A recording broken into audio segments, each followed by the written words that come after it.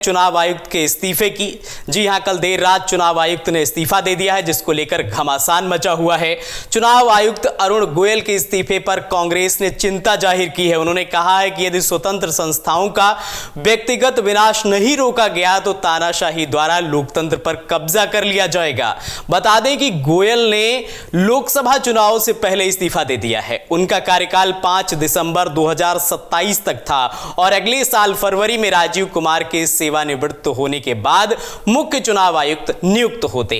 कांग्रेस के राष्ट्रीय अध्यक्ष मल्लिकार्जुन खड़गे ने एक्स पर कहा कि यह चुनाव आयोग है या चुनाव चूक। भारत में अब केवल एक चुनाव आयुक्त है, वह भी तब जब कुछ ही दिनों में लोकसभा चुनाव की घोषणा होनी है। अगर हम स्वतंत्र संस्थाओं के व्यवस्थित विनाश को नहीं रोकते तो हमारे लोकतंत्र पर तानाशाही हावी हो जाएगा। ईसीआई अब गिरने वाली है, अंतिम संवैधानिक संस्थाओं में से एक होगी। चुनाव आयुक्तों के चयन की नई प्रक्रिया प्रभावी रूप से सत्तारूढ़ दल और पीएम मोदी के पास चली गई है। कार्यकाल पूरा होने के 23 दिन बाद भी नए चुनाव आयुक्त की नियुक्ति नहीं की गई है। मोदी सरकार को इन सवालों का जवाब देना चाहिए।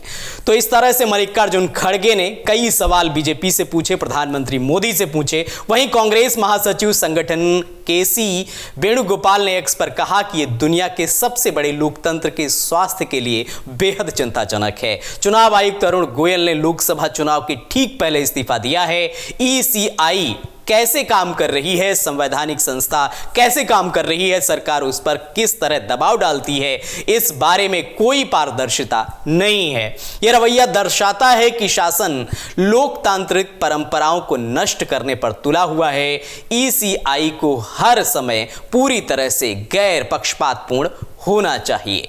तो और क्या कुछ कहा है केसी वेणुगोपाल ने, हम आपको सुनवाते हैं। It is quite shocking.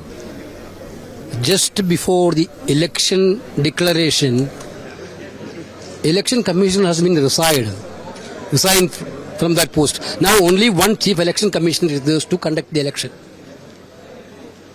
What is happening in this election commission? The entire country is anxious. I think that this government of India didn't want a free and fair election at all. Earlier they changed the Chief Justice from the selection body of the election commissioner and commissioner. In place of Chief Justice of India, they put a cabinet minister. तो इस तरह से कांग्रेस ने BJP और केंद्र की मोदी सरकार को घेरा है। वहीं कानून मंत्रालय की अधिसूचना के अनुसार गोयल का इस्तीफा राष्ट्रपति द्रौपदी मुर्मू ने शनिवार को स्वीकार कर लिया है। अभी तक ये साफ नहीं हुआ है कि उन्होंने पद क्यों छोड़ा है। गोयल पंजाब कैडर के 1985 बैच के आईएएस अधिकारी थे।